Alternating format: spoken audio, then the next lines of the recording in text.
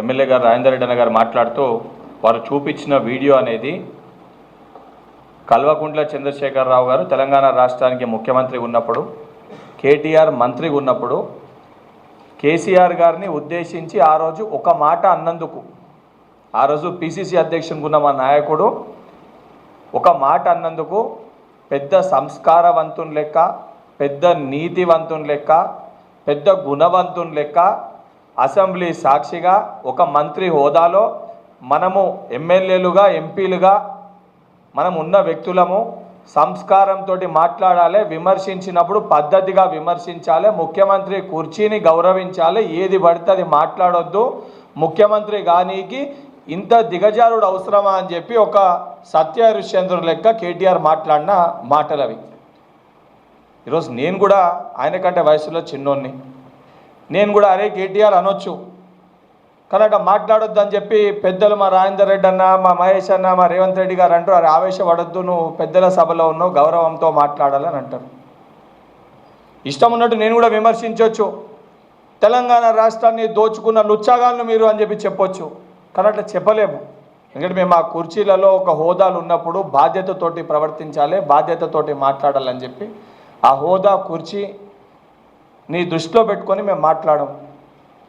ఈరోజు చాలా పద్ధతిగా ఎట్లయితే మీ నాయన 10 ఏళ్ళు నువ్వు పదే పదే చెప్పి రాష్ట్రానికి ముఖ్యమంత్రి అయినరో, రేవంత్ రెడ్డి గారు కూడా ఒక సాధారణమైన రైతు కుటుంబంలోకి వెళ్ళి వచ్చి కష్టపడి జెడ్పీటీసీకి వెళ్ళి, ఎమ్మెల్సీకి వెళ్ళి, ఎమ్మెల్యేకి వెళ్ళి, ఎంపీకి వెళ్ళి ఈరోజు తెలంగాణ రాష్ట్రానికి ముఖ్యమంత్రి అయిండు. తెలంగాణ ప్రజలందరూ కూడా వారిని విశ్వసించి వారిని నమ్మి మా కాంగ్రెస్ పార్టీ కంటే కూడా ఒక ఆటాన మీరు ఎక్కువనే ఇచ్చిర్రు పథకాలు, అయినా కూడా మీ కుటుంబం పైన మీ పైన ప్రజలకి నమ్మకం లేక మీరు దొంగలు, తెలంగాణ రాష్ట్రాన్ని రాబందులు లెక్క దోచుక తిన్నారని చెప్పి ప్రజలు నమ్మినరు కాబట్టే మాకు అధికారాన్ని కట్టబెట్టారు. అధికారాన్ని కట్టబెట్టిన మొట్టమొదటి రోజుకెళ్ళి ప్రధాన ప్రతిపక్ష నాయకునిగా మీ నాయనని అసెంబ్లీకి రాకుండా మీ నాయన కుర్చీ బతుకుండగానే కావాలి నాకు ప్రధాన ప్రతిపక్ష నాయకుని అని చెప్పి నువ్వు మీ బావ కొట్లాడుకొని మీ నాయనని అడ్డం పడగొట్టి నడిబొక్కి రొగ్గొట్టారు. ఆ విషయాలన్నీ తెలుసుకొని ఈరోజు నీ చెల్లె బయటికి వచ్చి నువ్వు ఒక దయ్యంవి, నువ్వు దోచుకున్నావు తెలంగాణ రాష్ట్రాన్ని, నీ స్వయంగా నీ కుటుంబంలో నీ చెల్లెనే ఈరోజు నీ గురించి మాట్లాడుతుంది. మేము చెప్తలేము నువ్వు దోచుకున్నావు, నువ్వు అడ్డగోలుగా రాబందులు లెక్క పీడించుక తిన్నావు, నువ్వు ఒక దయ్యం అని చెప్పి తోడబుట్టిన నీ చెల్లెనే ఈరోజు నీ గురించి మాట్లాడుతుంది. ఈరోజు జరిగిన తతంగాలు, జరుగుతున్న వాస్తవాల గురించి నీ పార్టీలో ఉన్న మా సహచర శాసన మండలి సభ్యురాలు తనే చాలా స్పష్టంగా చెప్తుంది. చెప్పినప్పుడు ఒక కమిషన్ ఏర్పాటు చేశారు. మా మేనిఫెస్టోలో తెలంగాణ సంపదని దోచుకున్నదంతా కూడా తీసుకొని వస్తాము, ఎక్కడ దాచిపెట్టినా దాన్ని పట్టుకొని వస్తామని చెప్పి మా మేనిఫెస్టోలో, అది కూడా మేము తెలంగాణ ప్రజానీకానికి ఇచ్చిన ఒక హామీ. మేము ఇచ్చిన గ్యారంటీ మేరకు వాస్తవాలు బయటికి తీసుకురావాలని చెప్పని దానికి ఒక కమిషన్ ఏర్పాటు చేశారు. కమిషన్ ఏర్పాటు చేసినాక అందులో అవకతవకలు జరిగినాయని చెప్పి సరే అందులో కేంద్ర సంస్థలకి, కేంద్ర అనుసంధానమైన సంస్థలు, ఇక్కడ ఉన్న సంస్థలు అందరూ కూడా చేసి దాన్ని ఒక జ్యుడిషియల్ కమిషన్ వేసి దానికి సంబంధించి ఎంక్వైరీ జరిపారు. ఎంక్వైరీ జరిపినప్పుడు ఆ కమిషన్కి అందులో ఎవరు ఇన్వాల్వ్ ఉన్నారు, వాళ్ళు ఏ పార్టీలో ఉన్నారు, ఇప్పుడు బీజేపీ పార్టీలో ఉన్న వాళ్ళన్నా బీఆర్ఎస్ పార్టీలో ఉన్న వాళ్ళన్నా దాంట్లో ఇన్వాల్వ్ ఉన్న వాళ్ళందరినీ కూడా పిలిచి విచారిస్తారు. అది ప్రొసీజర్. విచారిస్తే తెలంగాణ జాతిపిత అంటే అర్థం తెలుసా హరీష్ రావు నీకు? కుర్చీ వద్దన్నారు మహాత్మా గాంధీ గారు, ఆస్తి వద్దన్నారు, ఏది కూడా ప్రజలకి అంకితము, నాకు స్వార్థం కోసం కాదు, రాజకీయాల కోసం కాదు, ప్రజల కోసం పనిచేస్తా అని చెప్పిన వ్యక్తిని జాతిపిత అంటారు. అందులో ఒక్క క్వాలిటీ అన్న కేసీఆర్ దగ్గర ఉందా? తెలంగాణ రాష్ట్రం రాకముందు తెలంగాణ రాష్ట్రంలో దళితుని ముఖ్యమంత్రి చేస్తానన్నాడు. దళితుని ముఖ్యమంత్రి చేయకుండా ముఖ్యమంత్రి కుర్చీ గుంజుకొని ఒక ఉప ముఖ్యమంత్రి చేసిన దళితుని ఆయన కుర్చీలోకి వెళ్ళి తప్పించిన ఘనత నువ్వు మాట్లాడే మీ కేసీఆర్ది. అడ్డగోలుగా ప్రతి దాంట్లో కూడా స్కాములు చేసి ఏ స్కీమ్ తీసుకురావాలన్నా కుటుంబ సమేతంగా కేటీఆర్, హరీష్ రావు, కవిత, సంతోష్ రావు, చంద్రశేఖరరావు కూర్చొని ఈ స్కీమ్ తెస్తే ఎట్లా స్కామ్ చేయాలి అని పంపకాలు చేసుకొని అడ్డగోలుగా తెలంగాణ రాష్ట్రాన్ని దోచుకుర్రు మీరు. ఈరోజు దోచుకున్న దానిపైన మాట్లాడమంటే మీ నాయన మాట్లాడక ఫార్మ్ హౌస్లో కూర్చుంటాడు.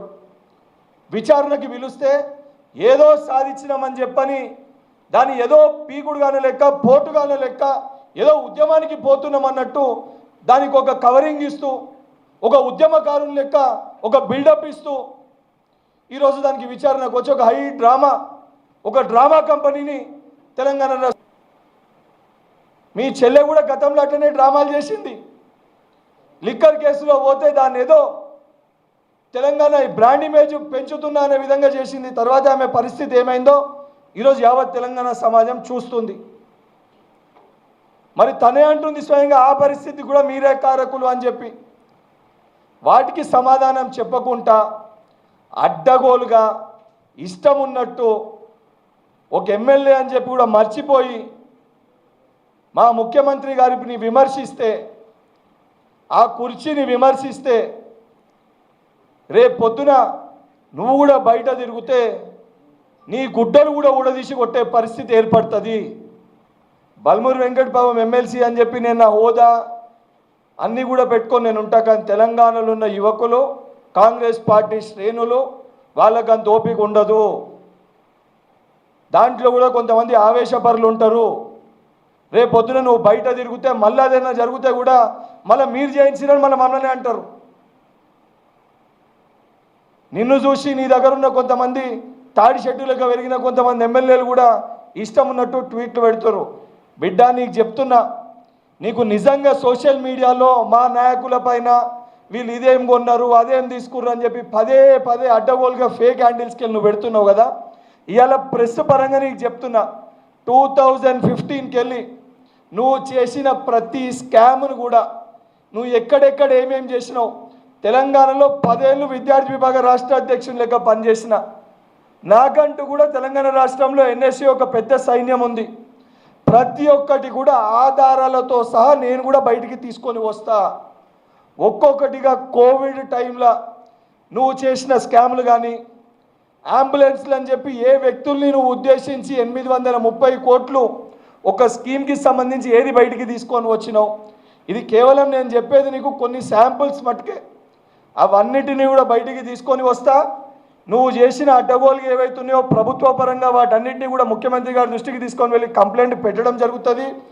నువ్వు చేసిన నాలాల పేరుట ఒక్కొక్క సర్వే నెంబర్ల 2 TDRలు 3 TDRలు ఏవైతే ఇష్యూ చేసినావు అవి కూడా బయటికి వస్తాయి. అన్నీ బయటికి తీసుకొని వస్తా. అన్నీ కూడా ఆధారాలతో సహా బట్టబయలు చేస్తా. నీకు ఇంకా ఏదైనా ఫేక్ హ్యాండిల్స్ని నువ్వు ఇదే రకంగా ప్రవర్తిస్తే నువ్వు చేసినవి కొన్నివి లేనివి కూడా ఫేక్ హ్యాండిల్స్ క్రియేట్ చేసి మేము కూడా పెట్టియగలుగుతాము. కానీ ఒక పద్ధతి దేనికన్నా ఒక సాంప్రదాయాన్ని మనం పాటించాలి. అడ్డగోలుగా ఇష్టం ఉన్నట్టు మనం మాట్లాడితే ఇతర రాష్ట్రాలు వేరే వ్యక్తులు మనల్ని చూస్తే ఈ రకంగా నాయకులు ఉంటారా, ఈ రకంగా విమర్శించుకుంటారా అని తెలంగాణ రాష్ట్ర ఆ గౌరవాన్ని అగౌరవపరచొద్దనే ఉద్దేశంతో ఓర్పు సహనంతో ఉన్నాము. ఒక్కరోజు మీ నాయన కమిషన్ విచారణకి పోతే నీకు నొప్పి అయితే 4 సార్లు జైల్లో పెట్టినావు. కేవలం సమస్యలపైన ప్రశ్నించి అడిగితే 18 సంవత్సరాలు నిండని పిల్లగాళ్ళను కూడా ఆ రోజు ఎఫ్ఐఆర్ కాపీలో మైనర్లను కూడా మేజర్లు లెక్క చూపించి జైల్లో పెట్టించే ప్రయత్నం చేసినావు. 88 కేసులు పెట్టినావు. మా ఎమ్మెల్యే గారు ఆ రోజు DCC అధ్యక్షుడు ఉన్న రాజేందర్ రెడ్డి అన్న గారికి సంబంధం లేకపోయినా అటెంప్ట్ మర్డర్ కేసులలో ఇరికించి లోపల పెట్టించే ప్రయత్నం చేసినావు. అవన్నీ మర్చిపోయి ఈరోజు తెలంగాణ సంపదని దోచుకున్న రాబద్దులని ఈరోజు విచారణకి పిలుస్తే మీ నాయన ఏదో పీకి పొడిచినట్టు లేదా తెలంగాణ ఉద్యమం కోసం మీ నాయననే తాపత్రయపడ్డట్టు నువ్వు మాట్లాడబడుతుంది. తెలంగాణ ఉద్యమం 1960లో మొదలైంది. తెలంగాణ ప్రజా సమితికి వెళ్ళి ఇదే వరంగల్ జిల్లాకి వెళ్ళి టి పురుషోత్తమరావు గారు 2 సార్లు ఆ రోజు పోటీ చేసి గెలిచిర్రు. ఆ వ్యక్తి ఇంకా బతికే ఉన్నాడు. కనీసం ఏ రోజు కూడా ఆ ఉద్యమంలో ఉన్న వ్యక్తిని గౌరవించని ఘనత నీ ప్రభుత్వానిది. ఆ రోజు ఆ వ్యక్తికి మా పార్టీ PCC అధ్యక్షుడు రేవంత్ రెడ్డి గారు గాంధీ భవన్కి పిలిచి తెలంగాణ ఉద్యమాన్ని ప్రారంభించింది మీరు అని చెప్పి తెలంగాణ ఉద్యమకారులకి గౌరవాన్ని ఇచ్చిన ఘనత ఈ ప్రజా ప్రభుత్వానిది. అవన్నిటినీ మర్చిపోయి నువ్వు నిజంగా నీకు అన్ని వాస్తవాలు బయటికి రావాలనే గుల నీకుందనేది నాకు అర్థమైంది. నీ గులకి నీకు కావాల్సిన అన్నీ కూడా ఏ రకంగా అయితే నువ్వు ప్రవర్తిస్తున్నావో నీ ప్రవర్తనని నువ్వు మార్చుకోకపోతే, మా ముఖ్యమంత్రి గారికి బహిరంగ క్షమాపణ చెప్పకపోతే కేటీఆర్ ఇది నీకు హెచ్చరిక. నీవన్నీ కూడా బట్టబయలు చేయడం జరుగుతుంది. రేపు పొద్దున నువ్వు కూడా బయటికి తిరిగితే, బయట నువ్వు తిరిగినప్పుడు జరిగే పరిణామాలకు కూడా ప్రభుత్వం కానీ ముఖ్యమంత్రి గారు కానీ మేము కూడా మా బాధ్యత కూడా రేపు పొద్దున మీరే బాధ్యత వహించాలి, మీరే చేయాలని చెప్పి అసలు మాటలు మాట్లాడిన దానికి మాకు కూడా ఎటువంటి సంబంధం ఉండదని చెప్పి కేటీఆర్ గారిని హెచ్చరిస్తూ, వారి మోచేలుతూ నీళ్లు దారిగే కొంతమంది ఎమ్మెల్యేలు, కౌశిక్ రెడ్డి వంటి ఎమ్మెల్యేలకు కూడా చెప్తున్నా, అరే సోషల్ మీడియా హ్యాండిల్లో ట్విట్టర్లో ఆ ట్విట్టర్ టీలు ఏదో చెప్పిండని చెప్పి ఏది పడుతుంది నువ్వు పెట్టినవనుకో, నువ్వు అందులో ఏదైతే పెట్టినావో రేపు పొద్దున నిజంగా ఆ యొక్క వేషాన్ని నీకు వేసే పరిస్థితి ఏర్పడుతుంది, ఆ యొక్క పరిస్థితిని నీకు తెచ్చే పరిస్థితి ఏర్పడుతుంది. ఈరోజు ఆ సామాజిక వర్గాన్ని కూడా మేము గౌరవించి మేము వారికి హోదాల్ని కల్పిస్తున్నాము. నువ్వు వాళ్ళని కూడా ఎగతాళి చేసి అవహేళన చేసే ప్రయత్నం చేస్తున్నావు. వాళ్ళు రేపు పొద్దున నీ ఇల్లు ముట్టడి చేస్తారు, నేను కూడా రేపు పొద్దున నీ గుడ్డలు తీసి వాళ్ళు కొడతారు. రా కౌశిక్, ఇప్పటికన్నా అటువంటి వ్యవహారాన్ని మార్చుకోవాలని చెప్పి బీఆర్ఎస్ పార్టీ నాయకులకి కేటీఆర్కి హెచ్చరిస్తున్నాను. ఇప్పుడు ఆయన చెప్పినట్టే పరువు నష్ట దావా దానిపైన కూడా కేసు వేస్తాము. సైబర్ క్రైమ్లో అటు ఆ ఇద్దరు నాయకుల పైన, కేటీఆర్ పైన, దానితో పాటు కౌశిక్ రెడ్డి పైన కూడా ఇద్దరిపైన వారి వ్యాఖ్యలపైన సైబర్ క్రైమ్లో కంప్లైంట్ ఇవ్వడం జరిగింది. వాళ్ళు కూడా దీనిపైన ఎంక్వైరీ చేసి తప్పనిసరిగా యాక్షన్ తీసుకుంటామని చెప్పాను.